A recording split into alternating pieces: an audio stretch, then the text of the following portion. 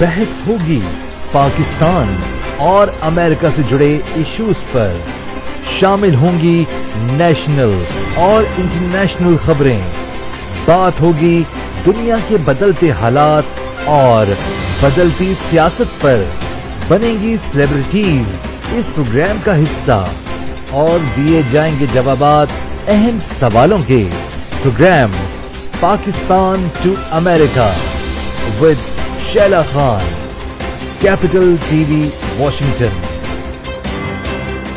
अस्सलाम वालेकुम नाज़रीन, पाकिस्तान टू अमेरिका के साथ मैं हूं शैला खान और आप देख रहे हैं कैपिटल टीवी वॉशिंगटन।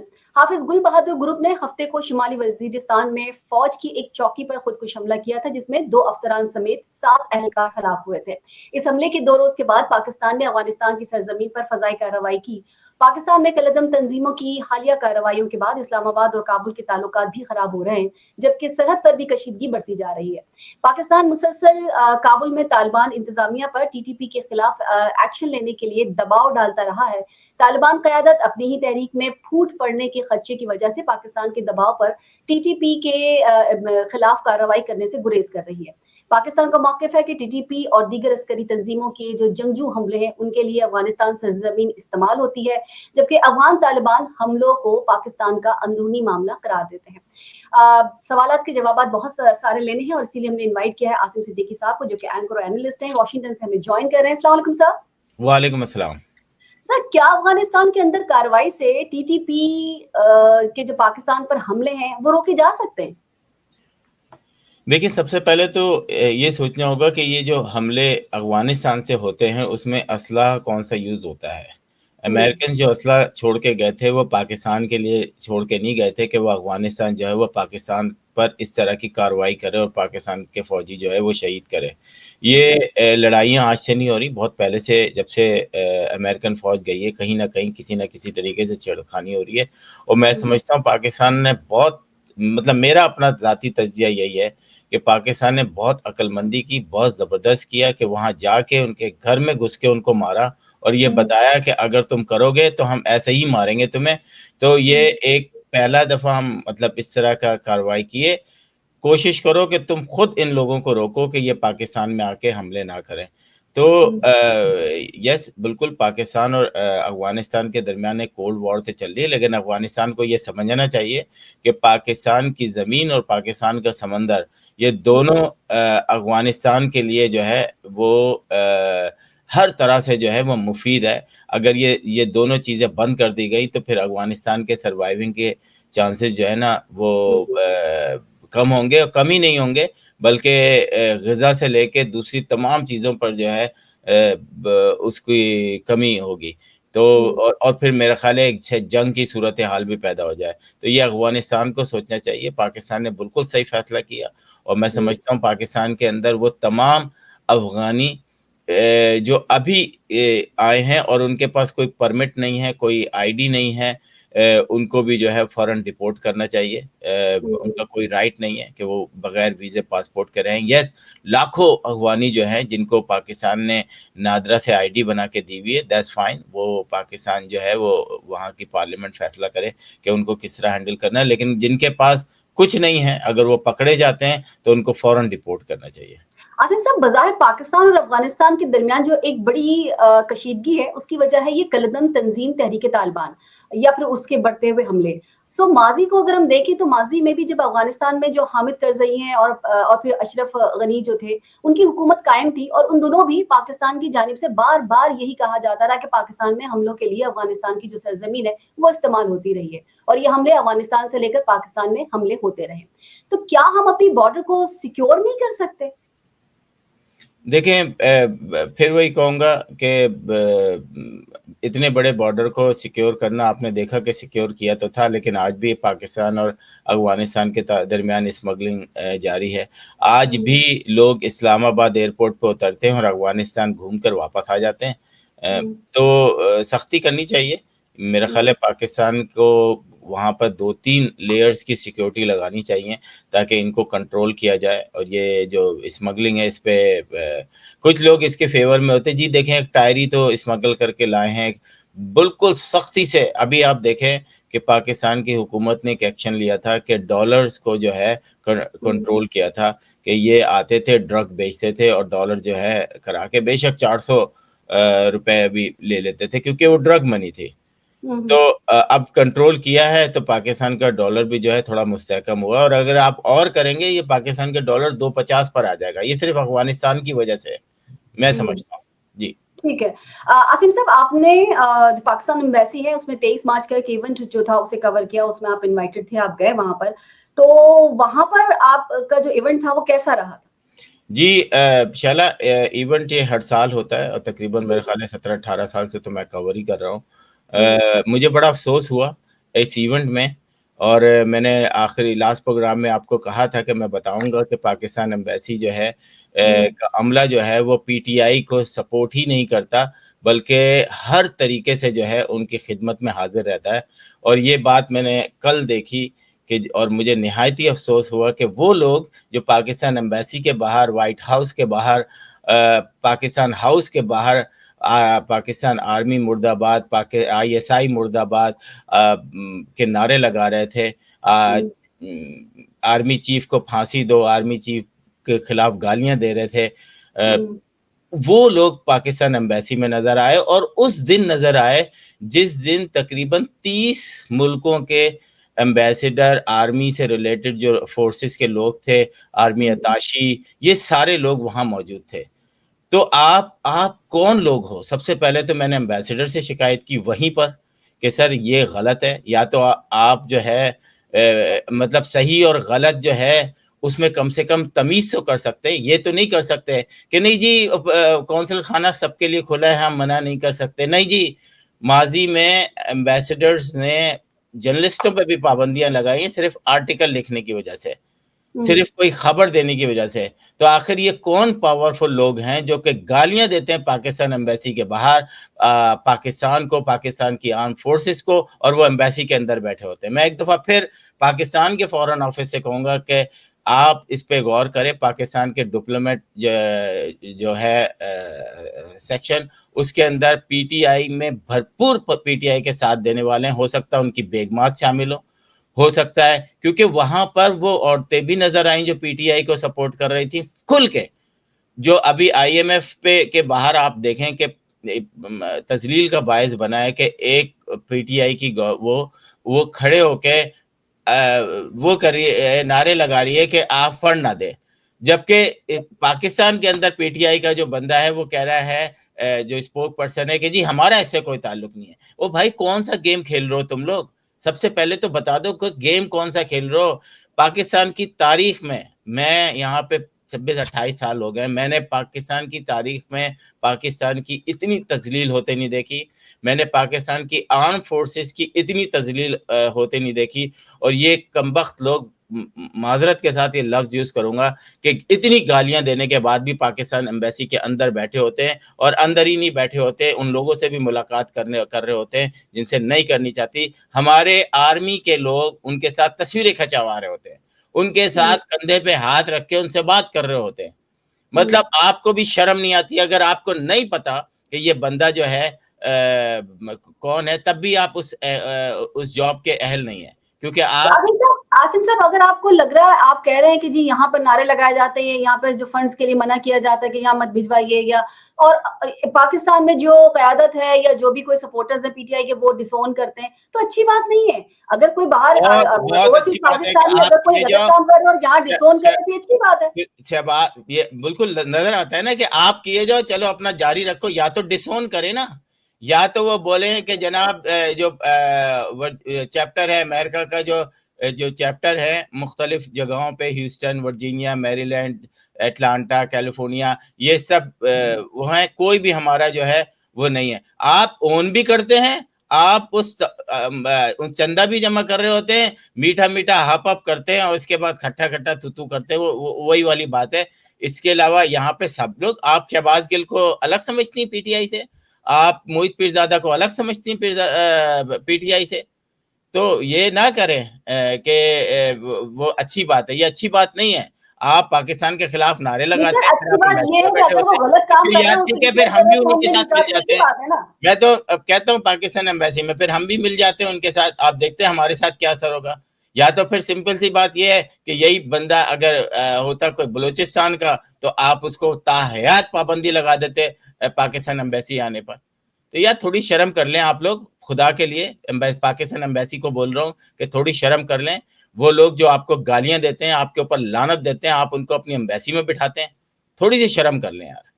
आसिफ साहब, वॉशिंगटन से डॉन न्यूज के सहाफ़ी हैं अनवर इकबाल साहब, उन्होंने बड़े इंकशाफात किए। उनमें ये भी था कि सारा डॉलर्स का खेल है। ये जो डोनाल्ड लू है, उनके खिलाफ जो एक सामने केस आया, उस पे बात की उन्होंने कि सारा खेल जो है वो डॉलर्स का है, जिसपे जिस सेंटर ने कांग्रेस कमेटी से डोनाल्ड लू से इमरान खान के हक में सवालात पूछे थे, उसे अमेरिकन पाकिस्तानियों ने डॉलर्स इकट्ठे करके दिए थे और 15-20 डॉलर्स फंडिंग से ये काम आसानी से हो जाता है।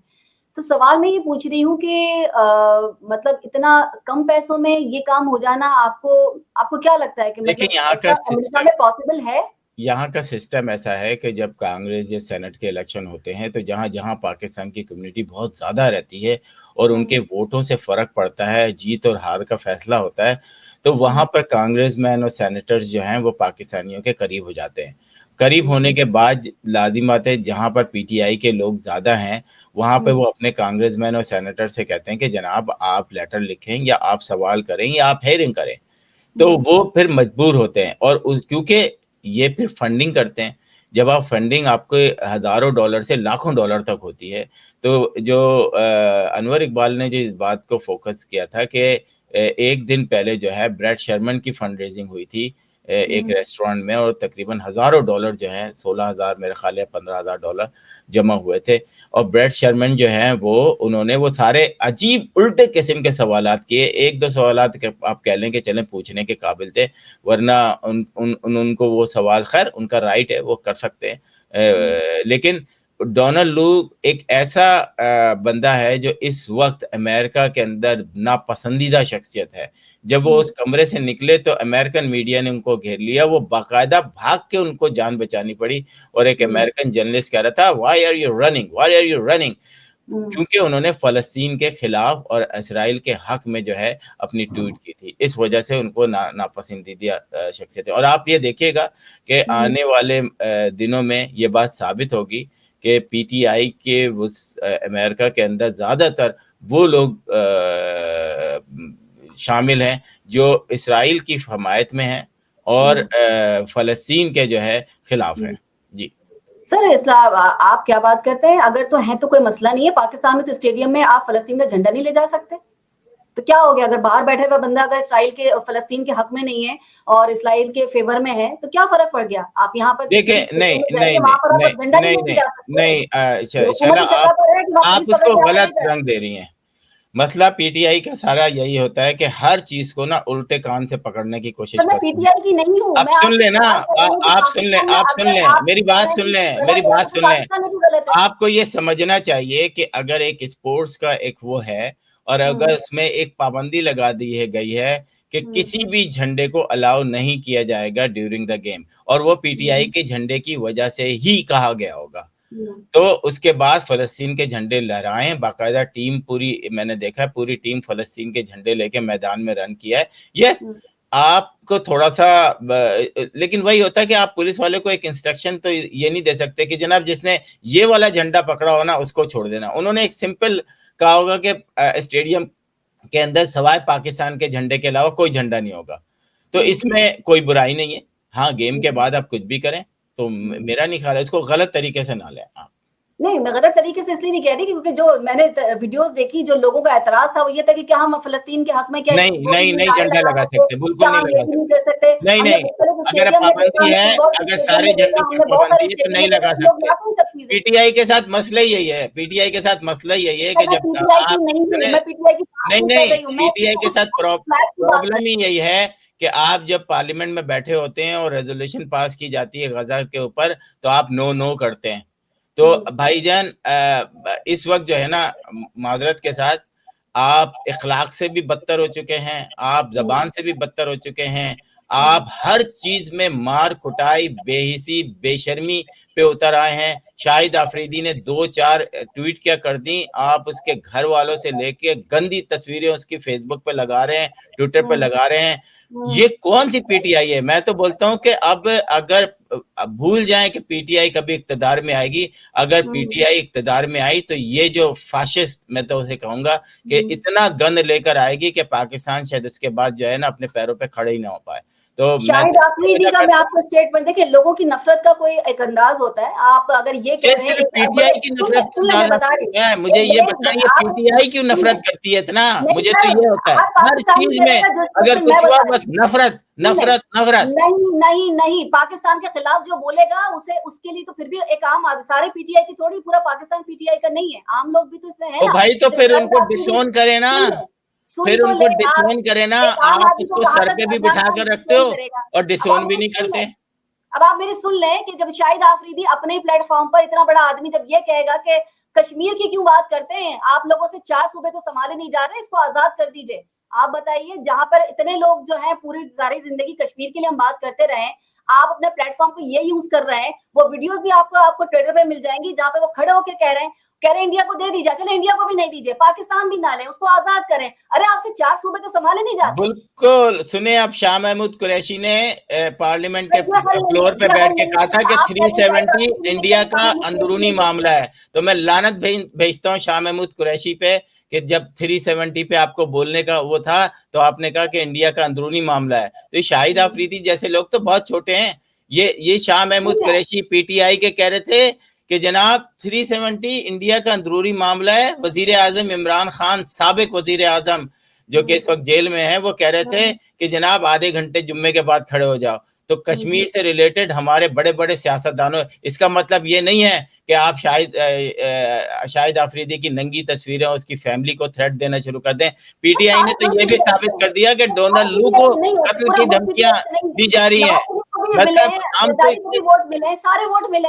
अरे हम तो इतने बदनाम हो गए शाला, हम तो इतने बदनाम हो गए कि डोनाल्ड लू जो है उसको 2 साल से धमकियां मिल रही हैं। मैं तो मुझे ना जाए, ये तो ना जाए उनको, मतलब इतने बड़े जगह के एक बंदे को पाकिस्तान के कुछ लोग जो हैं, चाहे पीटीआई वाले, इतने पावरफुल हो गए, खुद तो वो जेलों में है और दूसरों को धमकियां दे रहे हैं। और वो धमकी देने वाला डर भी रहा है कि हो भाई मैं तो मर जाऊंगा, मेरे तो मसले हो जाएंगे। जहां आप लोगों को उड़ा देते हैं, जहां बेनजीर को आप नहीं छोड़ते, जहां आजम को नहीं छोड़ते, आप कभी नहीं मानेंगे। ये जो हियरिंग हुई थी ना, ये अंडर ओथ हुई थी। और जो बात डोनाल्ड लू ने की है ना, वो कोई छोटी बात नहीं है। आप या तो पीटीआई के उन लोगों को डिसोन करें। सुने, आप मेरे ऊपर अटैक हुआ था ना, और जिस शख्स ने अटैक किया था, राइट, अब उस बेशरम इंसान को पीटीआई ने एक और ओहदा दे दिया, उससे बड़ा ओहदा दे दिया। तो मैं लानत नहीं भेजूंगा पीटीआई पे कि जो शख्स बदतमीजी करे। सुने शहबाज गिल, अनवर इकबाल से बदतमीजी करते हैं। क्या कह रही है? राइट है ना, आपने कहा कि मैं डिसोन करता हूं, मुझे अच्छा नहीं है, मुझे बुरा लगता है, मैं उनके खिलाफ मुकदमा करूंगा, ठीक है। लेकिन अगर पीटीआई उसको ओन कर रही है, उसका कोई और मसला कर रही है, उसको कोई ओहदा दे रही है, तो ये उनका मसला हो गया, क्योंकि हर आदमी अपनी राय देने में आजाद है ना। ये गलत है ना कि जब एक चीज साबित हो जाती है तो आप अपने कारकुन को डिसओन करते हैं कि ये आपने गलत किया है। आपको 2 महीने के लिए सस्पेंड किया जाता है। शहबाज गिल ने अभी अनवर इकबाल के साथ भी बदतमीजी की कि जनाब आप 2 मिनट की खबर। ओ भाई, आप लोग कौन हो? खुदा हो गए हो? तो मैं तो समझता हूँ अब इनको शटअप कॉल देनी चाहिए। पूरी दुनिया में जहां ये बदतमीजी करें, इनको शटअप कॉल देनी चाहिए, क्योंकि ये आप दिमागी तवाजन खो बैठे हैं अपना। इसके अलावा मैं कुछ नहीं कहूंगा जी। आगे आप उनके सामने इमरान खान को बुरा भला कहते रहे, तब किसी की तब आप कुछ नहीं कह सकते। फिर क्या कि राइट है, ये पॉलिटिकल पार्टीज की जिम्मेदारी है ना। बीवी के लिए नंगी गंदी बातें करते हैं। नून लीग ने की कितनी गंदी बातें की, आज आपने देखा वो अंदर है, कितनी गलीज बातें की गई, वो मुकदमा किया गया। फिर आप कहते हैं वो राइट है, वो राइट है उनका, तो बस उनका भी राइट है। फिर डोनाल्ड लू के बयान की बता देती हूँ आपको। अगला मेरे ख्याल में एक्शन लेना चाहिए। डोनाल्ड लू का बयान है, पाकिस्तानी हुकूमत के लिए कहती है कि अगर पाकिस्तान के ईरान के साथ ताल्लुकात नॉर्मल हुए तो अमेरिका के साथ ताल्लुकात की नौयत पर असरअंदाज होगा। तो इससे तो अंदाजा ये हुआ कि असल एजेंडा चीन और ईरान हुआ ना। फिर नहीं, डोनाल्ड लू ने पाइपलाइन के ऊपर एक बात कही थी कि हम इसको गौर से देख रहे हैं, और उसने किसी भी किस्म का ऐसा कोई खदशा जाहिर नहीं किया था। मैंने पूरी की पूरी हियरिंग खुद सुनी थी। कि कहीं पर भी कोई ऐसा वो नहीं था कि जहाँ पर पाकिस्तान और अमेरिकन के रिलेशन जो है वो ईरान की वजह से ख़राब हो। उन्होंने सिंपल कहा था कि हम इस पे एक गहरी नज़र रखे हुए हैं और पाकिस्तान जो है वो इस वक्त अपने इलाके में जो है वो बिछा रहा है। Let's see. और मैं समझता हूँ पाकिस्तान जो है वो इस बारे में अमेरिका को कायल करेगा कि हमें ज़रूरत है भाई, या तो फिर आप हमें दे दो, अगर आपने एक दफा कहा था कि जो जो पैसा लेते हैं, जो उनसे मदद मांगते हैं, तो फिर उनके पास कोई चॉइस नहीं होती, तो अमेरिका जो चाहेगा वो कन्विंस हो जाएगा। कन्विंस नहीं हो सकता ना। नहीं, अमेरिका देखिए कल स्टेट डिपार्टमेंट यूएस एड के मेरे ख्याल है असिस्टेंट डायरेक्टर आए हुए थे या कोई एक रिस्पॉन्सिबल शख्स थे, मुझे याद नहीं आ रहा एग्जैक्टली वो क्या थे।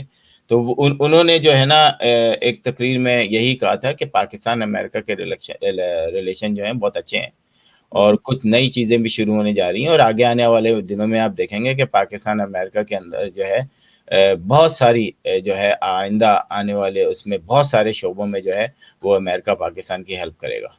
बिल्कुल करेगा, उसकी मर्जी की अगर हुकूमत आएगी तो बिल्कुल करेगा। डोनाल्ड लू की मैं आप बता दीजिए जरा कि उनकी जो हेयरिंग हुई उसके बाद हेयरिंग के बाद बाहर पीटीआई के 2 ग्रुपों में कोई तसादुम की खबर भी है। बिल्कुल, वहां पे जैसे मैंने कहा ना कि पीटीआई के लोग बदतमीजी के इस पे नंबर 1 है। जब किसी रेस्टोरेंट में घुसते हैं तो वो भूल जाते हैं माँ बहन की गालियां, खुली गंदी गालियां देते हैं किसी भी जर्नलिस्ट को और कोई रोक टोकने वाला नहीं होता है। इसी तरीके से वहां पर शहबाज गिल और जुनैद बशीर जो कि पीटीआई के हैं, गंदी नंगी गालियां दी गई शहबाज गिल को और वहाँ पर तसादम का वो हो गया, लेकिन सज्जाद बरकी ने बीच बचाव किया। ऑलमोस्ट जो है वो अगर वहाँ सोचें 2 लोग गिरफ्तार होते पाकिस्तानी कैपिटल हिल पे लड़ने, क्या तासुर दे रहे हो, कौन हो तुम लोग यार? तुम लोगों ने जाहिलों का पूरा मीनार ओवरसीज पाकिस्तान। हम गरीब लोग हैं, हम पैसा मांगते हैं, दूसरी जगह जाते हैं, अपने ही वजीर आजम के खिलाफ बातें करते हैं, हम यही करते हैं, हम इसी तरह के लोग हैं। उसके बाद पाकिस्तान के अंदर रहने वाला हम लोगों कुछ पे भी कर टैक्स सकता लगाते है। हैं, हम पैसा खाते हैं और फिर लोगों पे टैक्स लगाते हैं। गरीब लोग अगर गैस नहीं भी जलाते तो 5-5 हजार उनके बिल आ जाते हैं, हम वो लोग हैं। पाकिस्तान में जो कुछ हो रहा है अगर आप देखेंगे तो आप खून के आंसू रोएंगे। बाहर वालों को तो मुझे पता नहीं, पाकिस्तान में 500 लोग रोजाना मर रहे हैं क्या? मुझे बता दें, या 2000 लोग रोजाना मर रहे हैं, या 300 लोग भूखे सो जाते हैं? कैसी बातें करती हैं यार? पाकिस्तान में मुश्किलात हैं, लेकिन इस तरह वो मत करें। यस, मुश्किलात तो है ना। आपकी 8 करोड़ की आबादी, ज्यादा बच्चे पैदा किए हैं आपने, आपकी 24 करोड़ की आबादी है, आपको 16 करोड़ होने चाहिए। इस 8 करोड़ की जो गैर ममनूआ तौर पे पैदा हो गई है, इसको भी तो देखना है ना आपने। तो ये वजह है पाकिस्तान। अगर आज भी आप बच्चे पैदा करना बंद नहीं करेंगे ना, तो फिर आगे 10 साल बाद जाके इससे भी बुरा हाल होगा। इस पे तो हुकूमत सोचती नहीं है, वो कहती है अल्लाह दे रहा है, बच्चे 12 पैदा करो, 4 शादियां करो, सारी पाकिस्तान के अंदर लगी हुई तो है। फिर क्यों था? फिर नून लीग वाले, फिर ये ऑपोजिशन में बैठे लोग क्यों कह रहे थे कि इमरान खान ने कुछ नहीं किया, इमरान खान ने भूखा मार दिया, इमरान खान ने ये कर दिया? भाई ये करोड़ों की आबादी तो उस वक्त भी थी, कोई 4 महीने में तो करोड़ की आबादी हो नहीं मुझे गई। बता दें, इमरान खान ने पाकिस्तान की तारीख का सबसे ज्यादा कर्जा लिया है, कौन सी पाकिस्तान की चीजें बना दी हैं? कहाँ गए सारे पैसा? आपके जितने भी कर्जे लिए गए हैं, कहीं मोटरवेज बनी है, कहीं डैम बने हैं, कहीं कुछ बना है, मुझे बता दें इमरान खान ने कौन सी चीज बना दी है? अब ये मत कुछ नहीं कर सके। आप क्या बात कर रहे हैं? वो तो शहबाज शरीफ तभी भी कह रहे हैं हमें और मौका दीजिए, फिर हम कुछ कर सकेंगे। महंगाई कंट्रोल 5 साल में नहीं होगी, वो तो हमें 10 साल दे तो हो जाएगी। महंगाई तो अभी आप देखिएगा कि अगर इन्होंने डॉलर सस्ता नहीं हुआ, पेट्रोल महंगा होना शुरू हो गया है, ये सारी चीजें आपने फेस करनी होंगी। लेकिन अभी भी हम जो है ना पाकिस्तान जो है वो शुक्र करें कि उन हालात में हरगिज नहीं है जिस हालात में दूसरे ऐसे मुल्क हैं जहां पर वाकई हजारों लोग भूखे सोते हैं। चलें सर, यहाँ पे भी सोते हैं, अब आपको नहीं पता चल रहा तो ठीक है। वक्त भी आना था मरियम नवाज की सरकार पर। हुकूमती अरकान का वॉकआउट हुआ है पंजाब असेंबली में। अपोजिशन लीडर तकरीर से कबल जो हुकूमती अरकान था उनका शोर शराबा भी हुआ। इमरान खान की तस्वीर डाइस पर रखने पर सबसे ज्यादा मसला हुआ और जो हुकूमती अरकान थे वो पहले मना करते रहे और उसके बाद वॉकआउट करके चले गए हुकूमती अरकान।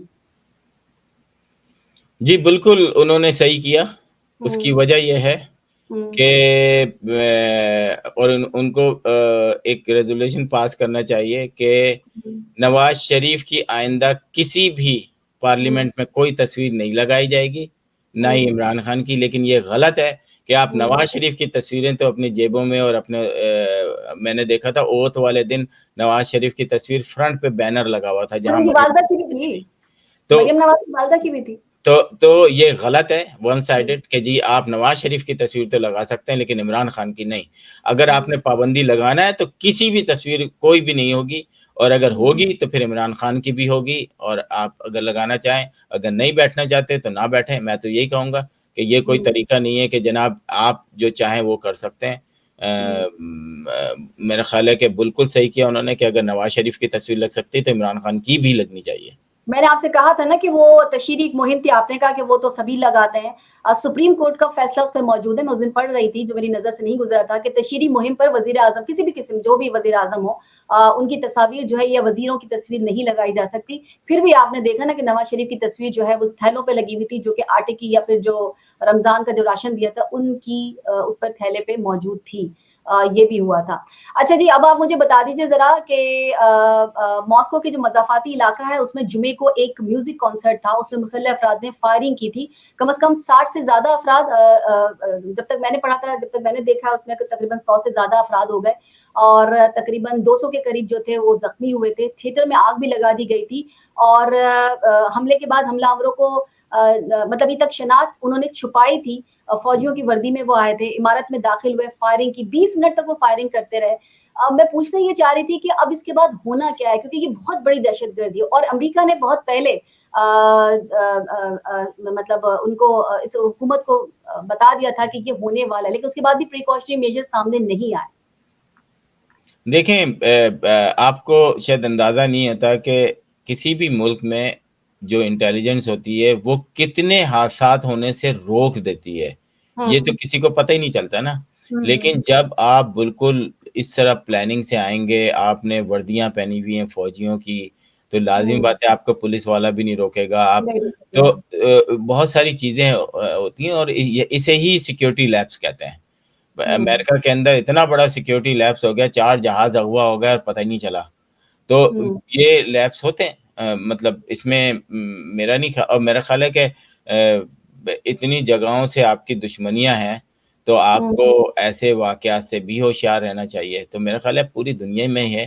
पहले आपको याद होगा 30-40 साल पहले जब हम या 30 साल पहले कॉन्सर्ट में हम ऐसे ही चले जाया करते थे। कराची में होता था, बस गए, हज़ारों लोग होते थे, अपना हमने जो है वो एन्जॉय किया, 2-3 बजे घर आ गए, कोई मसला नहीं था। लेकिन आज आप सोच भी नहीं सकते किसी भी जगह पे। उसकी वजह ये है कि सिक्योरिटी के हालात हर जगह चेंज हो रहे हैं। दुनिया जो है वो एक जगह से दूसरी जगह मूव हो रही है। अभी आप देखें हज़ारों, लाखों लोग जो हैं वो छुप के एक दूसरे मुल्कों में जा रहे हैं। कोई यूरोप जाना चाहता है, कोई यूरोप से अमेरिका आना चाहता है। तो ये सारी चीज़ें हैं, इसको ये दुनिया के साथ चलती रहेंगी और हर शख्स, हर मुल्क ने अपनी हिफाज़त खुद करनी है। चाहे वो पाकिस्तान हो, चाहे वो अमेरिका हो, चाहे वो रशिया हो, चाहे वो यूक्रेन हो।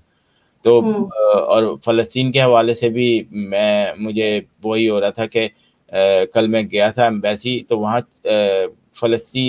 इज़राइल की एम्बेसी के चारों तरफ उन्होंने झंडे लगा दिए हैं किसके? फ़लस्तीन के, और वहाँ पे कुर्सी मेज़ डाल के बैठ गए हैं वो। तो मुझे बड़ा वो हुआ, मैंने कहा यार ये देखो ये भी एक कौम है कि चारों तरफ आपने झंडे लगा दिए और अमेरिकन रोक नहीं पाए क्योंकि फ्रीडम ऑफ एक्सप्रेशन के तहत आप ये कर सकते हैं। तो अच्छा इस जो हमला हुआ है उसकी वैसे तो खैर वो बचा नहीं सके, लेकिन बाद में दाइश ने इसे एक्सेप्ट किया और ट्रम्प जो है वो दाइश के लिए कह चुके हैं कि ये उनके जो प्रेसिडेंट, उससे जो पहले जो प्रेसिडेंट गुजरे जो बाइडेन से पहले, उनके लिए उन्होंने कहा था कि उन्होंने इसको सपोर्ट किया है। तो आपको क्या लगता है कि मतलब आज तक तो इस दाइश ने इसराइल पे तो कभी हमला नहीं किया और ये फर्ज किया जाता है कि इसराइल की ही को सपोर्ट करने वाली या फिर इसराइल इसको सपोर्ट करता है। तो अब जबकि वो अभी तक तो वो मुसलमानों पे ही हमला कर रहे थे, लेकिन ऐसे किसी पे नहीं दिया था। जब तक कि अब रशिया पे किया, मॉस्को पे किया, तो आपको क्या लगता है कि ये पलट के कोई वार हो सकता है मॉस्को से या रशिया से इसराइल की तरफ? देखिए मेरे हिसाब से दुनिया ना एक ग्रुप को मारने के लिए दूसरे ग्रुप को पैदा करती है। माजी में बहुत सारे मुल्कों में आपने देखा, इवन तालिबान किसने बनाए थे, ये तो हिलरी क्लिंटन भी बता चुकी हैं आपको ना। तो आप ग्रुप तैयार करते हैं, फोर्सेस नहीं लड़ती हैं ये सारी वॉर ना। तो मेरा ख्याल है कि अगर उनको कुछ ऐसी चीजें मिली तो वो इसराइल से तो खैर नहीं वो कर सकते, लेकिन एक कोल्ड वॉर जो है ना, ये थर्ड वर्ल्ड वॉर की जो है ना, ये समझ लें स्टार्ट है। अगर जरा सी भी चिंगारी लगी तो इस वक्त जो है वो सारे दुनिया जो है ना वो बिल्कुल उस पर बैठे हुए हैं कि कुछ भी हो सकता है। और अफगानिस्तान के हवाले से भी यही है कि उनके पास असला भी बहुत है लड़ने को, उनको सिर्फ मुसलमान ही मारने को मिलते हैं। एक मुसलमान दूसरे मुसलमान मुल्क के लोगों को मारते हैं और खुशी महसूस होती है उनको ना। आप बैठ के फैसला नहीं कर सकते कि आओ जी हम बैठते हैं ऐसी की तैसी, जो हमारे दरमियान आएगा हम उसी तरीके से, जैसे पाकिस्तान के अंदर हमेशा से कोई बॉर्डर नहीं होता था अफगानिस्तान और पाकिस्तान का, आए हैं बैठे बात करते हैं।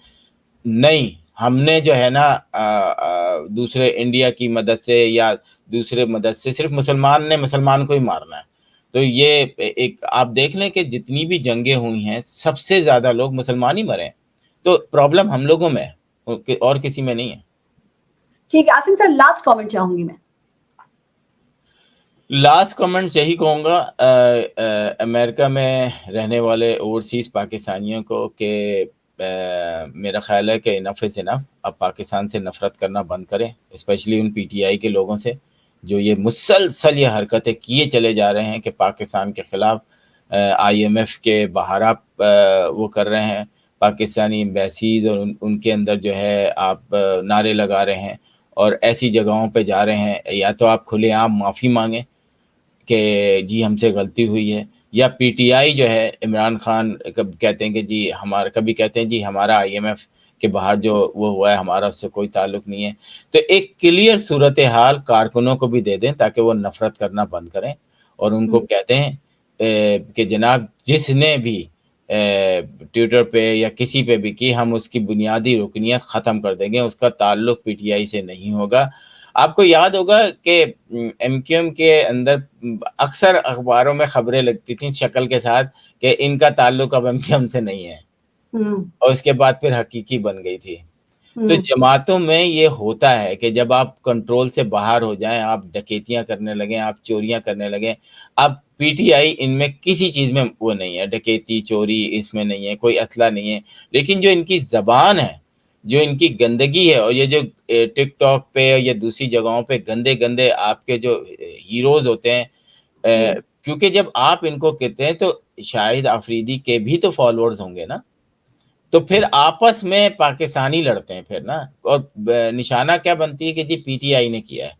ओ भाई यहाँ पर अगर कोई बयान, लेकिन शाहिद आफरीदी के लिए तो मैं एक बात मैंने आपको कही ना कि ये तो आपका आपका मतलब है कि शाहिद आफरीदी की बेटियों को जो धमकी मिल रही है सही मिल रही है, शाहिद आफरीदी की जो गंदी तस्वीरें घूम रही हैं वो सही है। ये यही प्रॉब्लम है पीटीआई का, जो गंदी चीजें हैं आप बोले जो गंदा है यार, ये गलत कर रहे हैं लोग, आप फिर कह रही नहीं अगर वो ये हो जाए वो हो जाए। कम ऑन, देखिए मैं ये कह रही हूँ कि आपने नफरत की, आपने इमरान खान के लिए कहा, आपने किसी को पसंद किया, आपने शहबाज शरीफ के लिए कहा, वो लोग सुनते रहे। लेकिन अगर वो किसी चीज का, आपकी किसी चीज का वो बाइकआउट कर रहे हैं, आपने कोई चीज लॉन्च की है और आज आपने माफी भी मांगी है, आज आपने उसकी वीडियो भी तुमने रिलीज की है जिसमें कहा है कि नहीं आप लोगों को गलत फहमी है, ऐसा कुछ नहीं है, वैसा कुछ नहीं है, पिछले कोई 1.5 साल से वो लोग देख रहे हैं, लेकिन एक लफ्ज उन्होंने शाहिद आफरीदी के लिए नहीं कहा।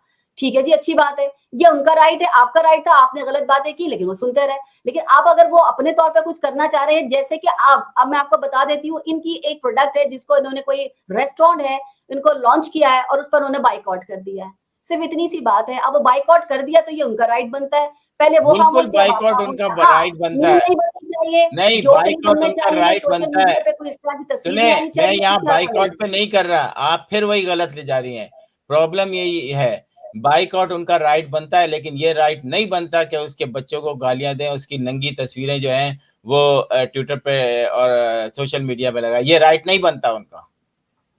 बाइकआउट राइट बनता है उनका। हो सकता है पीटीआई का झंडा लगा के तो कोई भी कर लेता, वाडा साहब ने पीटीआई का झंडा लगा बिल्कुल, ये आपने बहुत सही बात कह दी कि अब आपने हम तो स्पेसेस पे बैठे होते हैं, हम जिस तरीके से गलीज ज़बानें उस औरतों की जो कि कभी इमरान खान के इश्क में गिरफ्तार होंगी, क्योंकि एज ए क्रिकेटर दुनिया की औरतें जो हैं उसके इश्क में गिरफ्तार थीं, आज वो माएँ जो हैं वो उस पर आके जिस किस्म की बातें इमरान खान के लिए बोलती हैं, फिर अपने बच्चों को भी वही चीज़ सिखाती हैं। तो ये एक कल्ट बन गया है, माज़रत के साथ। इस कल्ट को ख़त्म होने में कितना अरसा लगेगा ये मुझे नहीं पता।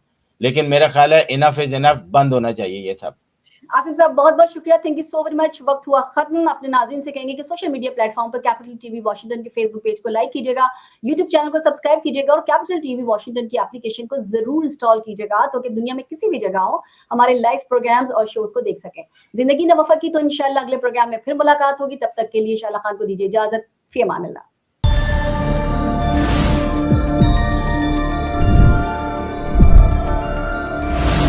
You are watching Capital TV Washington,